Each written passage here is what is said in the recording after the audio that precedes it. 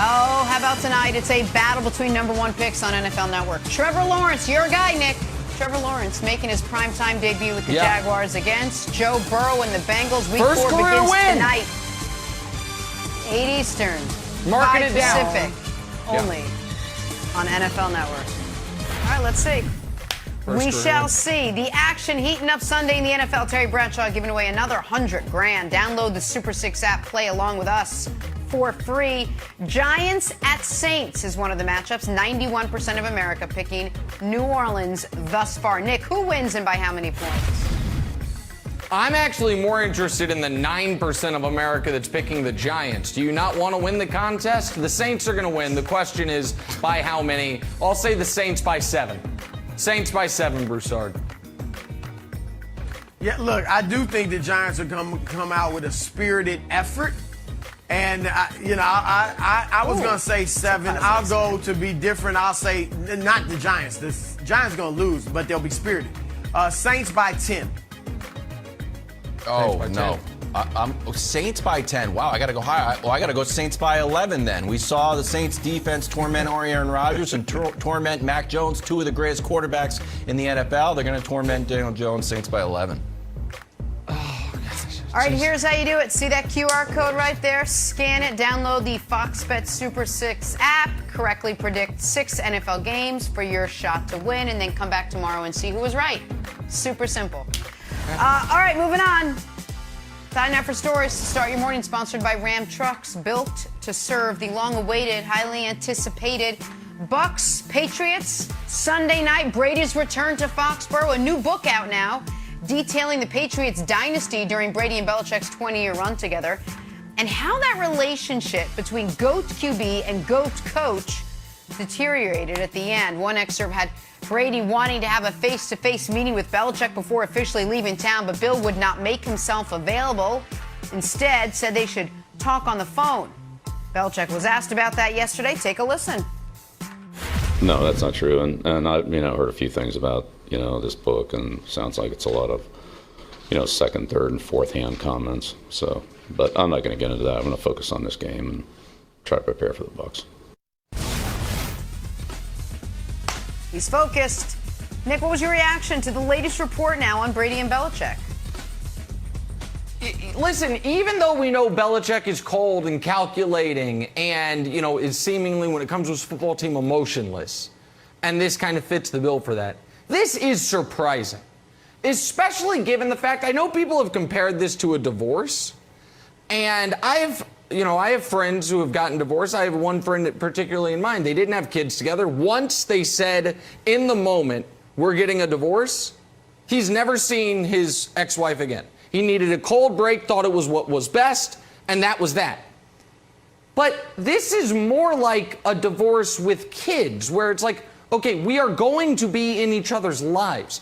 Belichick is going to see Tom Brady at the Hall of Fame. He's going to see Tom Brady at celebrations for the Patriots for the rest of their lives. And, by the way, he knew Brady wasn't retiring. He knew a game such as this one was very possible. So in that regard, it is incredibly odd that you wouldn't sit down together and say goodbye and try to leave on the best terms possible. I would have understood Wildes more if Brady had said, I don't want to meet with you, because Brady is the one who feels like he was pushed out. Brady wanted to stay a Patriot, and Belichick wanted him to stay a Patriot under certain conditions, under year-to-year commitments, rather than a 5-year or a commitment that would take him to age 45. So yes, Brady chose to leave, but Belichick opened the door and packed his bags and said, well, you leave it or not. So if Brady would have been the one like, nah, bleep you, man, I don't want to see you, that I would have understood, at least a little bit. But Belichick doing it, I think it further goes to show, Wildes, that Belichick never acknowledged Brady's different than any player he's ever coached and needed to be treated as such. He needed not to be held to the exact same rules, not to be used the exact same age, production, salary metrics he used with everyone else. And had he recognized that, they wouldn't have ever needed to meet to say goodbye, because they would have never said goodbye, and the Patriots wouldn't be trotting out there a bottom 5 offense in football right now. Okay. a bottom 5 offense right now. That's the key, so I'm okay with that. Here's the thing. What I don't think Bill Belichick is into, and I don't know Bill Belichick personally, charades. Not the game charades, just a charade. I don't think he's a great actor, although I do think he did a fine job in that Subway commercial. We knew Tom Brady was going to leave, and since 2018, when Seth Wickersham, same author of this, wrote this book, said, hey, there's some problems up in Foxborough, and the problems were this. Bill Belichick's bracing coaching style, Alex Guerrero and TB12 kind of like getting into Belichick's domain, and Jimmy Garoppolo. Those were the kind of the big things of this article. This was 2018. They won another Super Bowl after this. Then Brady puts his house up for sale, and then finally in March, he decides to leave. So if Seth Wickersham in the world at large knew it in 2018, Broussard, when do you think Bill Belichick knew things were going downhill? Prior to Seth, probably. And do you think that if you have a relationship that's going downhill for 3 years, that you need some sort of, hey, let's sit down and have a moment together to say goodbye. Let's have a firm handshake. We're not on Hard Knocks. That's how you cut the 54th guy on the roster. I think the telephone call, especially if it was a landline, is totally fine. I don't think Bill Belichick needs the charade of a face-to-face. Wild, I'm with Nick on this one. Look, Belichick didn't break any laws, all right? He didn't break any rules. It is okay to do that. But Nick brought up divorce.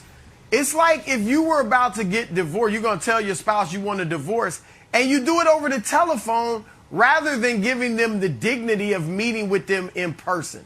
All right, no, that's what you would do after a marriage. It's not just breaking up with a girlfriend. It's a marriage. Yeah. He put his house up for sale. So it's like that was the defining moment of the divorce. It's like that to me, it wasn't the decision was made far before whether or not we should have a phone call. Do you buy that?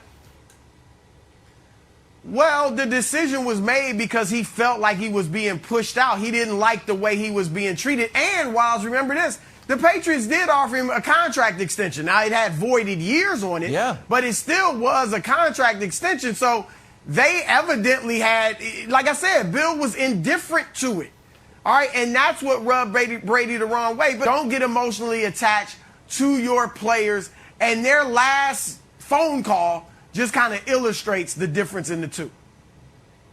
But you just laid it out. That's who Brady is. That's who Belichick is. So, Nick, does this really come as that big of a surprise to you that on his way out, his final hoorah, he wants it to be over the phone and not in person? We've all seen Belichick's press conferences. He's not a one-on-one, person-to-person kind of guy. It doesn't feel like this is that surprising. Yeah, but that's because he's dealing with media members who he doesn't care about versus the person who is most directly responsible for his entire career. Listen, Belichick is responsible for his own career, but if you're going to say, okay, other than Bill himself, who's the most responsible for Belichick having 6 Super Bowls, everyone would say it's Tom Brady. If Tom, I'm not surprised Bill didn't say, hey, let's meet for coffee. I'm a little surprised that if Tom said, I want to meet for coffee, or at your office, or wherever, that Bill said, nah, bruh. Well, let's do a Zoom call. Actually, back then, Zoom wasn't even a thing, just a regular phone call. And Wilds, I love you.